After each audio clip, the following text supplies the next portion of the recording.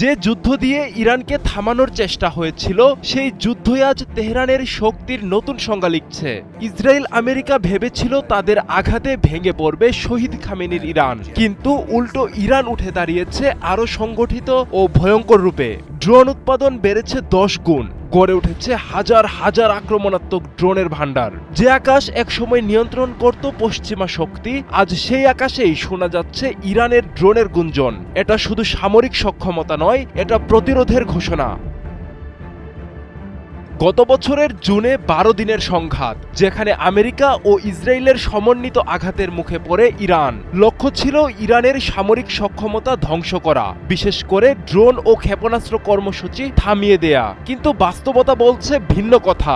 ইরানের সেনাবাহিনীর দাবি, এই যুদ্ধ থেকেই সবচেয়ে বড় শিক্ষা নিয়েছে তেহরান, আর সেই শিক্ষার ফল ড্রোন উৎপাদনে বিপ্লব।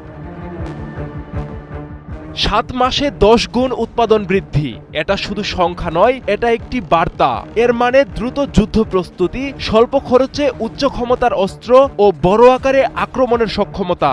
বিশ্লেষকরা বলছেন ড্রোন এখন আধুনিক যুদ্ধের গেম চেঞ্জার, আর সেই খেলায় ইরান এখন শুধু অংশগ্রহণকারী নয়, বরং বদলে দিচ্ছে নিয়ম।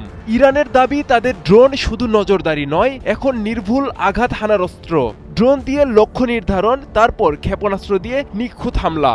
এই কম্বাইন্ড স্ট্রাইক স্ট্র্যাটেজি শত্রুর প্রতিরক্ষা ব্যবস্থাকে অকার্যকর করে দিচ্ছে। ফলে ইসরায়েল ও আমেরিকার প্রতিরক্ষা সমীকরণে তৈরি হচ্ছে বড় ব্যবধান। ইরানের হাতে হাজার হাজার আক্রমণাত্মক ড্রোন মজুদ রয়েছে, যা সাম্প্রতিক যুদ্ধেও পুরোপুরি ধ্বংস করা সম্ভব হয়নি। বরং বিশ্লেষকদের মতে এই ড্রোন ভান্ডারের একটি বড় অংশ এখনো সক্রিয় এবং দ্রুত পুনরায় উৎপাদনের সক্ষমতাও বজায় রয়েছে।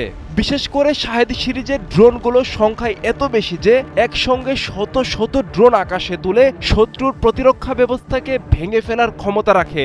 এর সঙ্গে যুক্ত হয়েছে নতুন প্রজন্মের দ্রুতগতির ও স্টেলথ ড্রোন, যা সহজে শনাক্ত করা যায় না।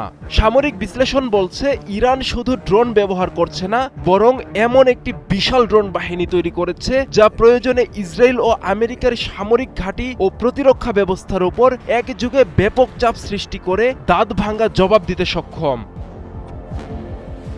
যে যুদ্ধ দিয়ে ইরানকে থামানোর চেষ্টা হয়েছিল সেই যুদ্ধই আজ তেহরানকে আরো শক্তিশালী করে তুলেছে। ড্রোনের আকাশে এখন নতুন বাস্তবতা, যেখানে ছোট প্রযুক্তি বড় শক্তিকে চ্যালেঞ্জ করছে। ইরান দেখিয়ে দিচ্ছে চাপ যত বাড়ে, প্রতিরোধও তত শক্তিশালী হয়। আর সেই প্রতিরোধের শব্দ আজ শোনা যাচ্ছে ক্ষেপণাস্ত্রের নিখুঁত আঘাতে আর আলোচনার টেবিলে দৃঢ় অবস্থানে। আব্দুল্লাহ আল মারুফ, ৭১।